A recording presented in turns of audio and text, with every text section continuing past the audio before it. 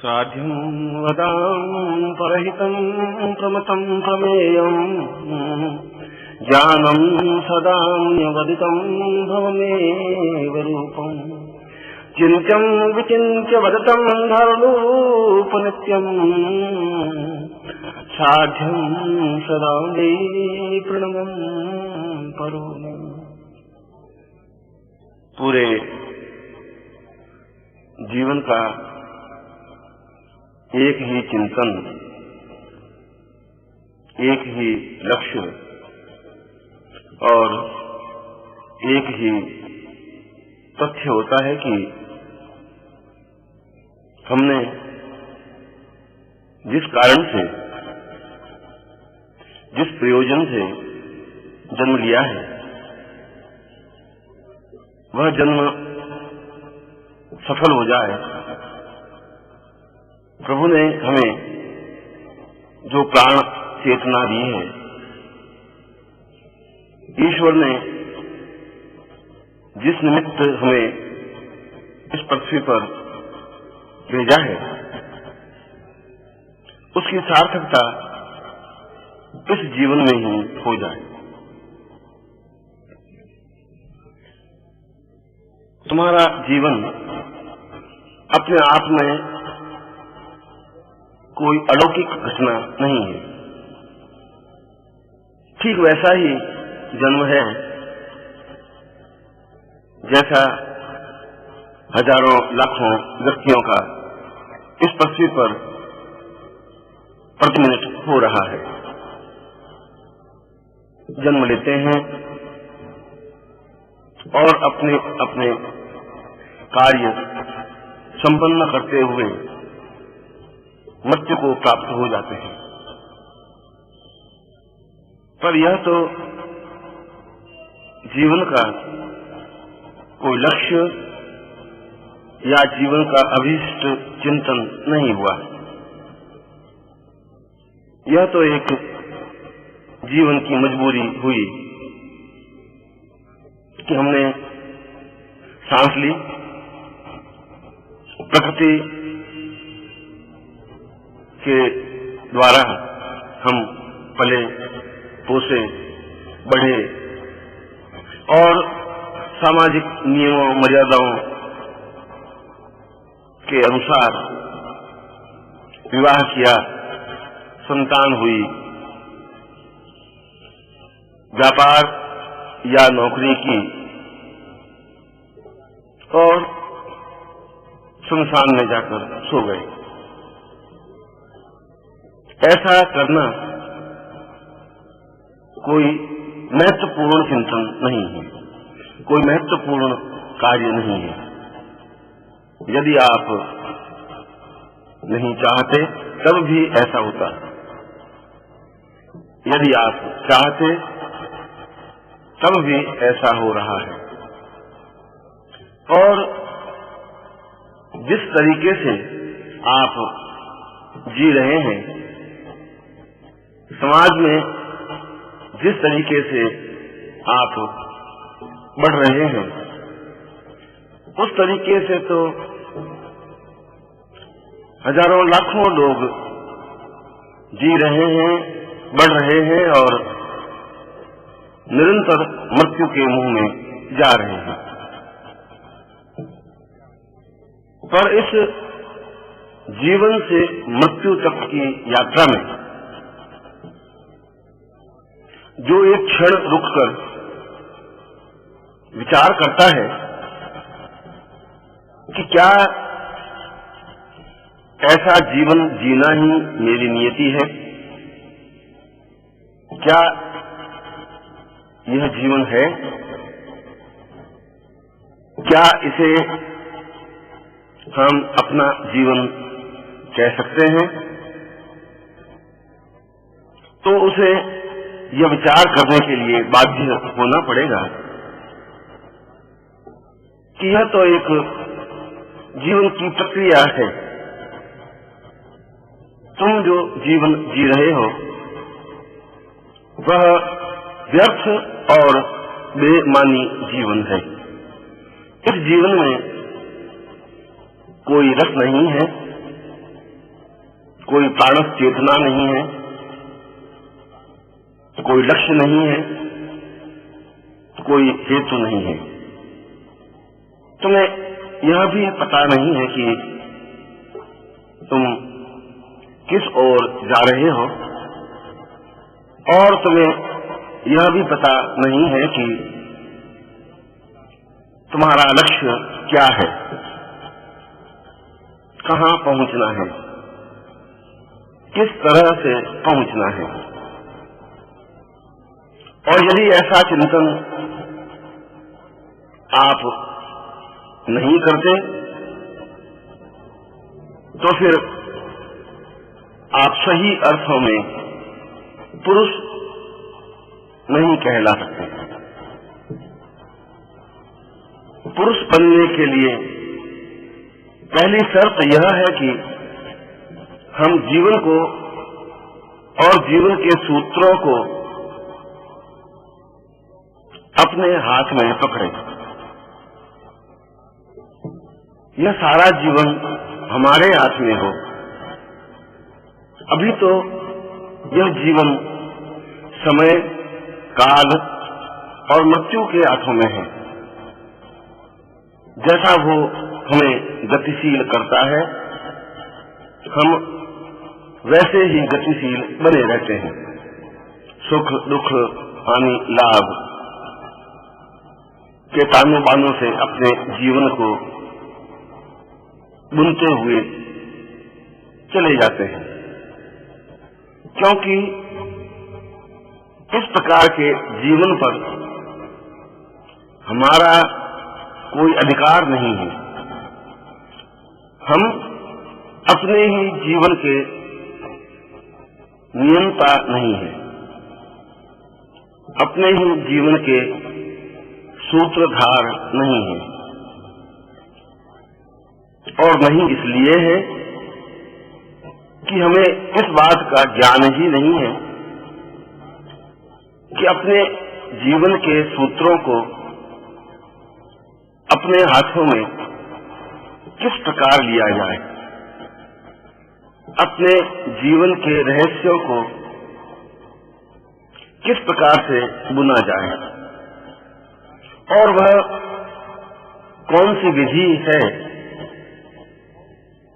वह कौन सा चिंतन या विचार है जिसके द्वारा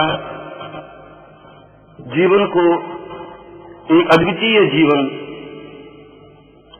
एक युग प्रधान जीवन बनाया जा सकता है। परंतु यह बात नहीं है कि जीवन हमारे हाथ से चूक गया।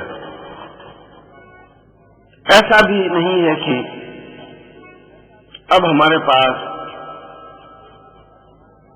कोई शक्ति या सामर्थ्य नहीं है कि अपने जीवन को अपने हाथों में लें और उस पगडंडी पर डाल दें जो पगडंडी पूर्णता की ओर अग्रसर होती है। और इसके लिए दो तथ्यों की आवश्यकता है। पहली आवश्यकता तो यह है कि हम यह भली भांति समझ लें कि जीवन में सफलता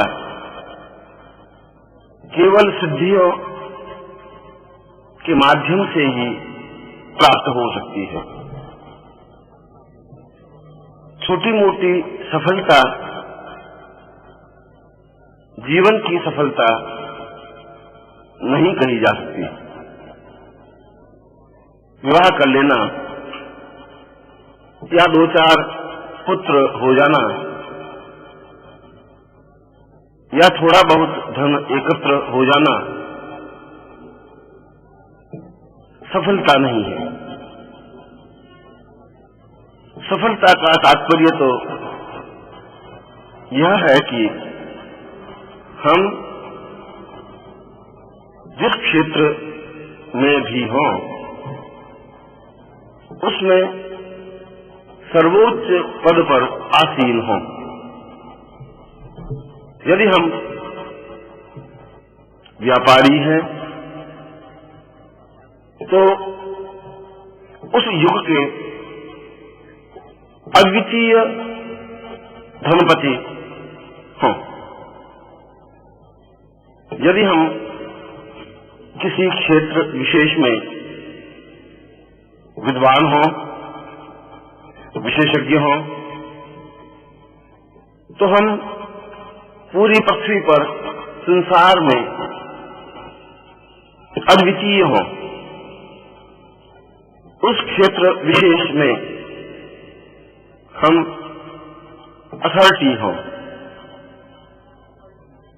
यदि हम जीवन के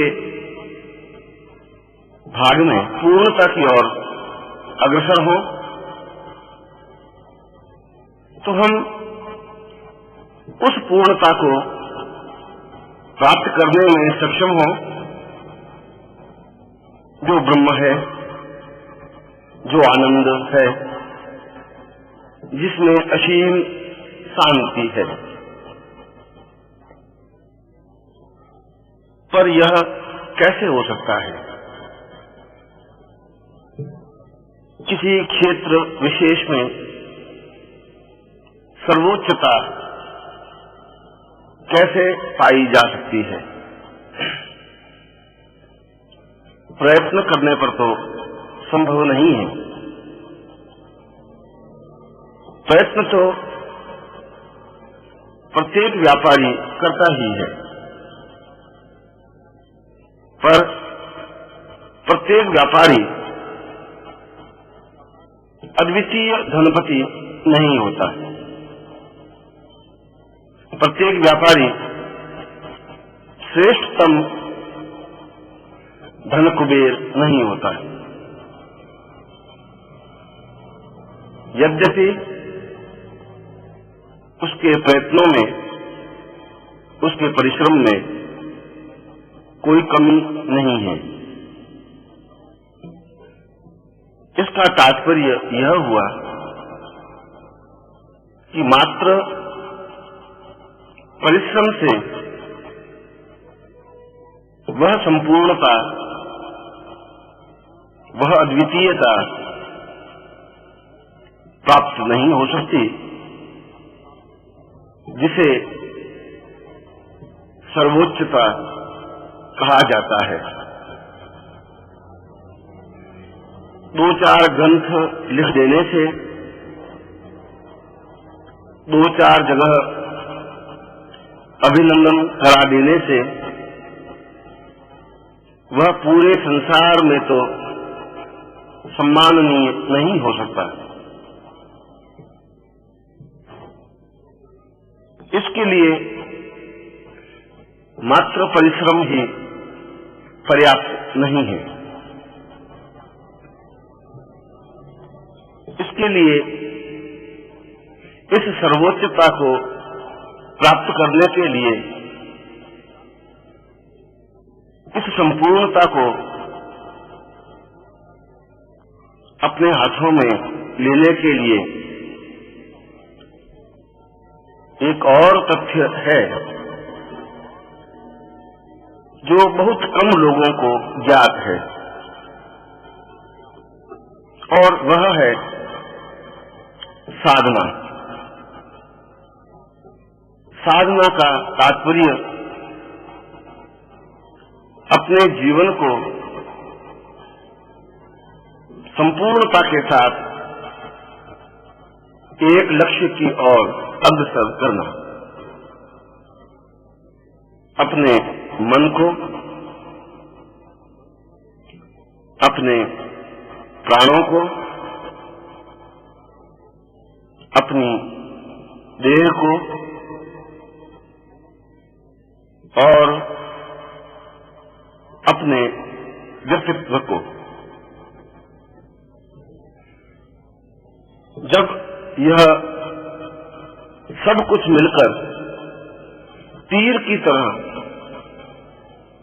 अपने लक्ष्य की ओर अग्रसर होता है, तब उसे साधक कहा जाता है। तब उसे अपना गंतव्य स्पष्ट हो जाता है। तब उसे यह ज्ञात हो जाता है कि बहुत कम समय में भी जीवन को संपूर्णता, अद्वितीयता, सर्वोच्चता दी जा सकती है और हम किसी भी क्षेत्र में उस पूर्णता को प्राप्त कर सकते हैं जो हमारी चाह है, जो हमारा गंतव्य है, जो हमारा लक्ष्य है। क्योंकि साधना के माध्यम से ही सिद्धि प्राप्त हो सकती है। जब तक मनुष्य अपनी प्राण चेतना के साथ ऊपर नहीं उठता, तब तक वह साधक नहीं बन सकता। साधक बनने की पहली शर्त यही है कि उसका मानस, उसके विचार और उसका व्यक्तित्व टुकड़ों टुकड़ों में बिखरा हुआ न हो, सब कुछ समग्र हो, सब कुछ एक पुंज में हो, सब कुछ तेजी के साथ अपने लक्ष्य की ओर आगे बढ़ने के लिए आतुर हो। और जब उसके जीवन का प्राण, उसके जीवन की चेतना, उसके जीवन का आधार एक ही लक्ष्य की ओर बढ़ने लग जाता है, तब मंजिल स्वयं उसके सामने आकर खड़ी हो जाती है। तब सफलता स्वयं अपने हाथों से उसे जयमाला पहनाने के लिए आतुर हो जाती है। फिर वह छोटी छोटी बाधाओं से विचलित नहीं होता। फिर थोड़ा सा संकट या समस्या आने पर उसके हृदय पर कोई आघात नहीं लगता। फिर उसे सुख दुख में व्यस्तता नहीं होती। वह सुख को भी उसी भाव से देखने लगता है जिस भाव से दुख को देखता है। फिर बाधाएं या परेशानियां उसे विचलित नहीं करती। फिर वह अपने जीवन में हताश या निराश नहीं होता। फिर तो उसका एकमात्र लक्ष्य संपूर्णता की ओर पहुंचने का होता है और वह तब तक विश्राम भी नहीं करता जब तक वह पूर्णता प्राप्त नहीं कर लेता। ऐसी ही स्थिति आने पर साधक की अनुकूलता प्रतीत होने लगती है। ऐसी ही स्थिति आने पर उसे स्थितप्रज्ञ या साधक कहलाने का गौरव अनुभव होता है और ऐसा ही व्यक्ति अपने जीवन में उस लक्ष्य को प्राप्त कर लेता है जिसे प्राप्त करने के लिए लाखों करोड़ों लोग प्रयत्नशील होते हैं। यह बात तो निश्चित है कि मनुष्य को पूर्णता के लिए दैवी कृपा की आवश्यकता रहती ही है,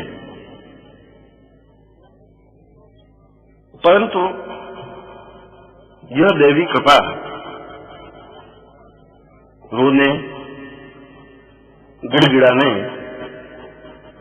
हाथ जोड़ने,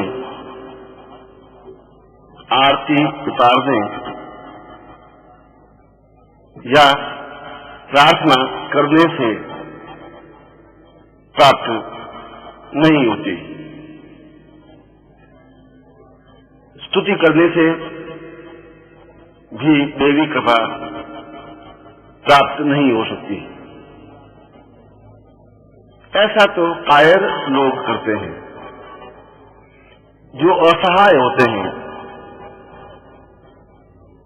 जो लाचारगी भरा जीवन जीने के लिए बाध्य होते हैं। वे केवल गिड़गिड़ाना जानते हैं,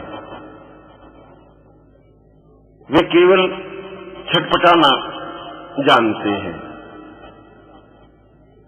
वे केवल हाथ जोड़कर भीख मांगना जानते हैं। ऐसे तथ्यों से दैवी कृपा प्राप्त नहीं हो सकती। दैवी कृपा प्राप्त करने के लिए जरूरी है कि हम पुरुष हों, सही अर्थों में पुरुषोत्तम हों। हमारे अंदर एक तूफान हो, संकल्प शक्ति हो, दृढ़ निश्चय हो और फौलाद की तरह विचार हो। यह निश्चय हो कि शरीरम साधयति वा पातयति, या तो मैं दैवी कृपा प्राप्त करके ही रहूंगा या शरीर को समाप्त ही हो जाने दूंगा। जब ऐसा चैलेंज, ऐसी संकल्प शक्ति उसके मन में आती है, उसके विचारों में आती है, तब उसे साधक कहा जाता है। और ऐसा ही साधक सफलता पा सकता है, ऐसा ही साधक सिद्धि हस्तगत कर सकता है, ऐसा ही साधक देवताओं को बाध्य कर सकता है कि वे संपूर्णता के साथ सहयोग करें, अपना सब कुछ प्रदान करें। और ऐसा ही व्यक्ति उन देवताओं की कृपा से, उनके सहयोग से अद्वितीय जीवन, सर्वोच्चता और संपूर्णता प्राप्त करने का अधिकारी हो जाता है। ऐसी ही क्रिया को सिद्धि कहते हैं। पर यह सिद्धि कैसे प्राप्त हो, यह दैवी कृपा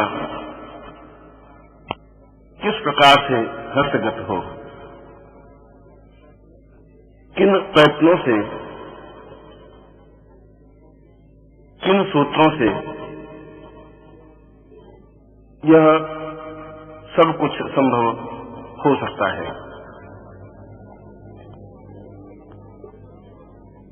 इन सूत्रों को साधना कहा जाता है, जिसके माध्यम से हम सही अर्थों में साधक बन सकें, सही अर्थों में अपने जीवन को संपूर्णता की ओर अग्रसर कर सकें, सही अर्थों में देवी कृपा प्राप्त कर सकें और सही अर्थों में सिद्धि हस्तगत कर सकें।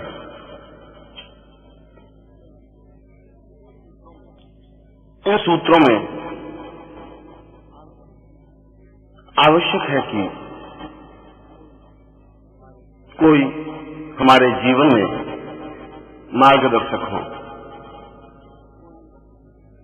कोई पथ प्रदर्शक हो, जो इस रास्ते पर चल चुका हो, जिसे इन रास्तों का ज्ञान हो,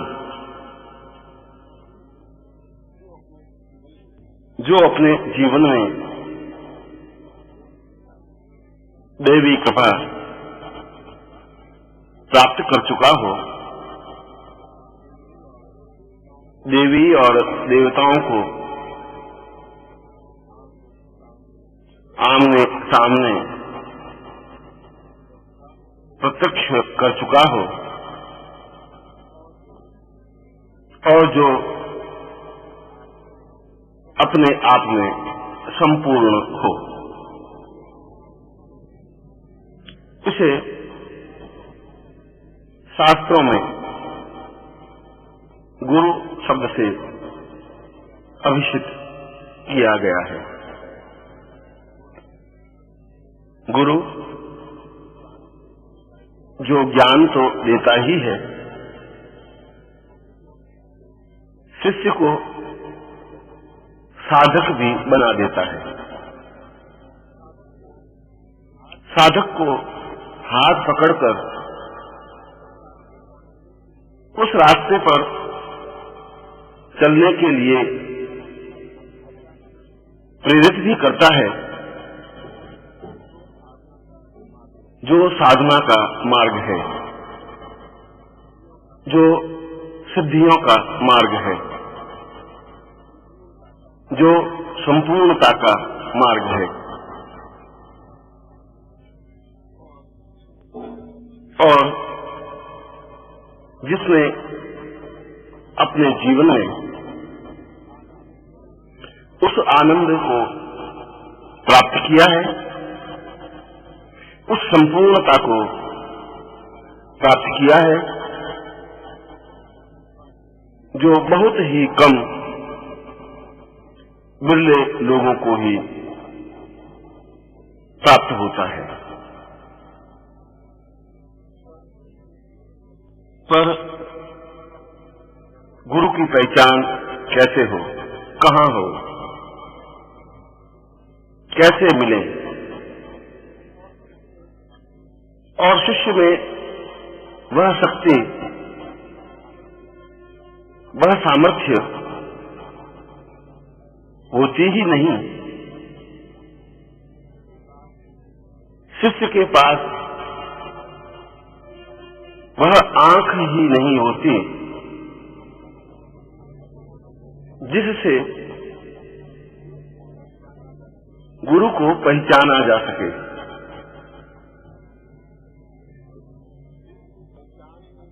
गुरु को पहचानने की तो एक ही प्रक्रिया है कि जिसके पास बैठने से मन में अपूर्व शांति का अनुभव हो, जिनके पास बैठने से मन को असीम आनंद की अनुभूति हो, ऐसा प्रतीत हो कि इनका और मेरा अत्यंत अंतरंग संबंध है। जब ऐसा लगे कि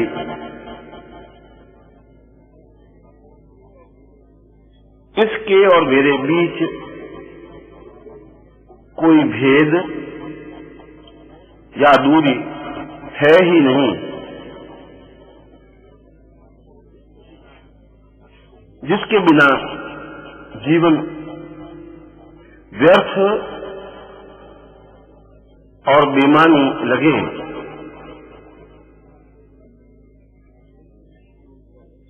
वही गुरु है, वही पथ प्रदर्शक है।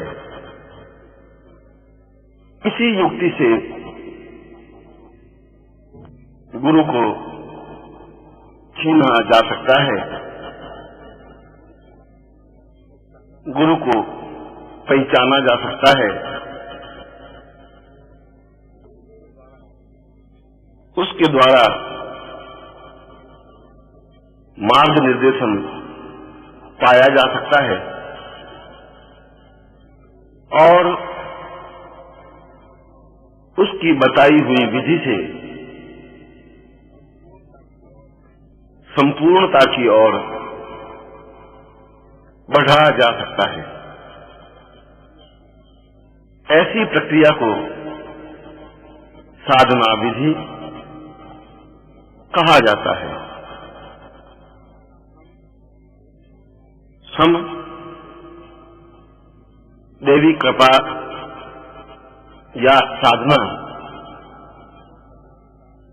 प्राप्त तो करना चाहते हैं और इसके लिए प्रयत्न भी करते हैं, पर तुम्हारे प्रयत्न ऊपरी सतह के ही हैं।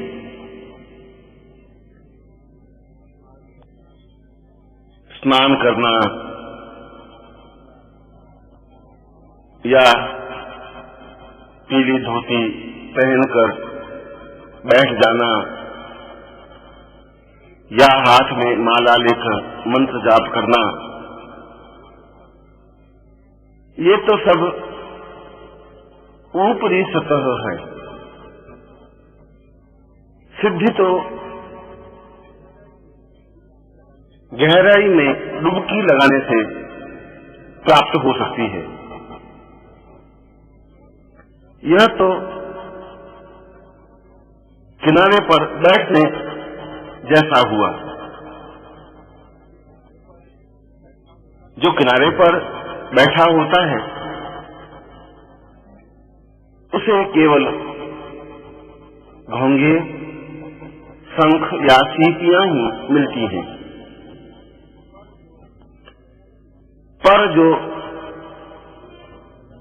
गहराई में डुबकी लगाने के लिए तत्पर होता है, जो चैलेंज का भाव लेकर मानसरोवर में कूद जाता है, वह गहराई में जाकर मोती ले आता है। और यह कूदने या डुबकी लगाने की प्रक्रिया गुरु की सानिध्यता प्राप्त करना है।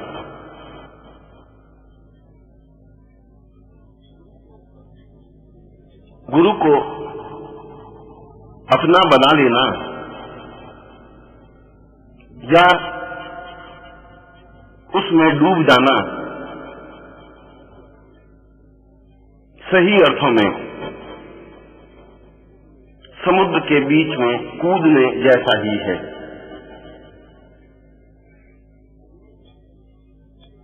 गुरु को अपने प्राणों में एकाकार कर देना ही मानसरोवर की अतल गहराइयों में डुबकी लगाने की प्रक्रिया है। और शिष्य जब अपनी सेवा के द्वारा, क्रिया और प्रतिक्रिया के द्वारा, भावना और चिंतन के द्वारा गुरु की कृपा, गुरु की सानिध्यता प्राप्त कर लेता है, तो फिर गुरु में और उसमें कोई अंतर नहीं रहता। जिस प्रकार एक लोटे का जल समुद्र में डाल दिया जाता है, तो वह जल भी, वह लोटे का जल भी समुद्र बन जाता है। ठीक इसी प्रकार जब सामान्य शिष्य गुरु की सेवा या सानिध्यता से गुरु से एकाकार हो जाता है, तो वह पूर्ण गुरुमय बन जाता है और इस गुरुमय बनने की क्रिया को ही सिद्धि कहा जाता है। क्योंकि असीम और असंख्य सिद्धियों के पुंज को गुरु कहा गया है। गुरु कोई एक विशेष साधना या कोई विशेष सिद्धि को नहीं कहा गया, वह तो हजारों हजारों साधनाओं और सिद्धियों का समवेत स्वरूप है। जब शिष्य गुरु दीक्षा और गुरु मंत्र के साथ साथ गुरु सेवा और गुरु की सानिध्यता प्राप्त कर लेता है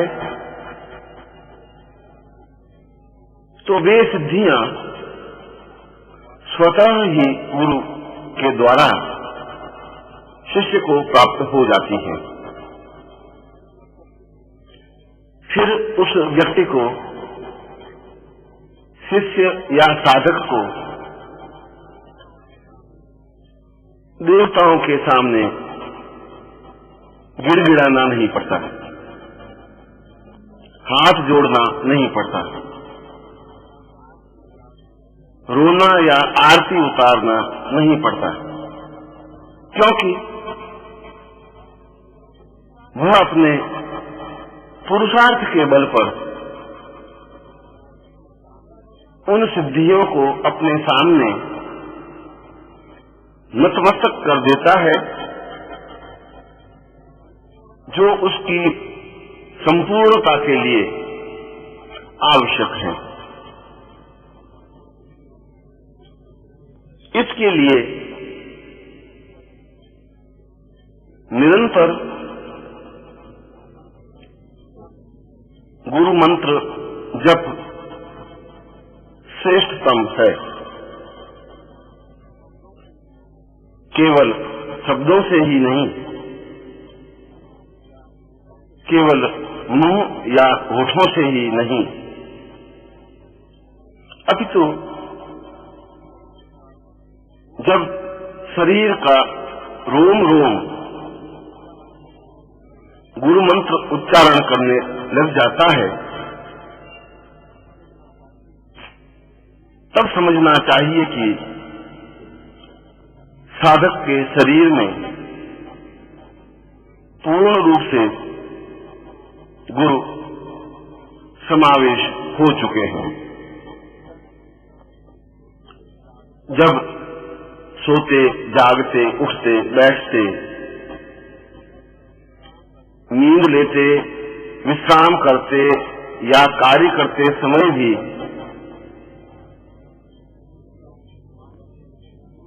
उसके मानस में गुरु चिंतन या गुरु मंत्र ही होता है। जब उसका प्रत्येक रोया रोया गुरु मंत्र उच्चारित करने लग जाता है तो वह मनुष्य केवल साधक या शिष्य ही नहीं रहता, वह सही अर्थों में गुरुमय बन जाता है। और गुरुमय बनने का तात्पर्य गुरु के पास जितनी भी सिद्धियां हैं उन सबको एक बारगी ही प्राप्त कर लेने की प्रक्रिया। और जब वे सिद्धियां प्राप्त हो जाती हैं तो स्वतः ही देवी कृपा उसे अनुभव होने लगती है। स्वतः ही उसके शरीर और व्यक्तित्व में आकर्षण और सम्मोहन सा आ जाता है। स्वतः ही उसकी जबान में एक प्रभाव व्याप्त हो जाता है। उसके गले में सरस्वती स्थापित हो जाती है। उसके नेत्रों में सूर्य की प्रखरता और चंद्रमा की शीतलता प्रतीत होने लगती है। स्वतः ही उसका सारा शरीर एक विशेष ऊर्जा या प्रभाव से व्याप्त हो जाता है और वह जिस क्षेत्र में भी होता है उस क्षेत्र में तेजी के साथ अग्रसर होने लगता है, क्योंकि अब वह सामान्य मनुष्य ही नहीं रहा, अपितु उसके साथ गुरु, उसके साथ हजारों लाखों सिद्धियां और उसके साथ देवताओं की कृपा, सहयोग और सामीप्यता भी होती है। और यह सब बहुत ही कम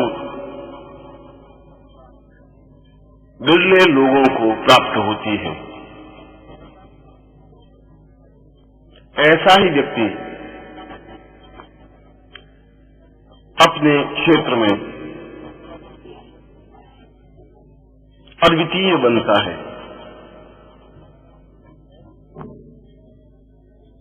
ऐसे ही व्यक्ति के सामने समस्याएं व्याप्त नहीं होती, बाधाएं और अड़चनें स्वतः दूर हो जाती हैं और उसका रास्ता प्रशस्त हो जाता है। उसके पैरों में गति और सीने में तूफान व्याप्त होता है, क्योंकि वह सही अर्थों में पुरुष, सही अर्थों में पुरुषोत्तम और सही अर्थों में अद्वितीय साधक की संज्ञा प्राप्त करता है। मंत्र और गुरु सामीप्यता जीवन का और साधनाओं का आधार कहा गया है।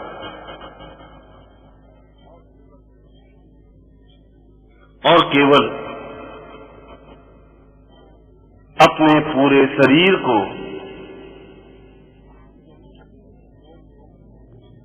शरीर के रोम रोम को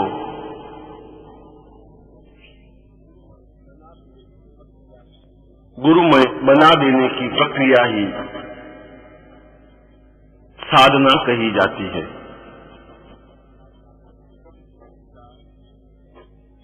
जब उसके विचार, उसका चिंतन, उसका ध्यान, उसकी धारणा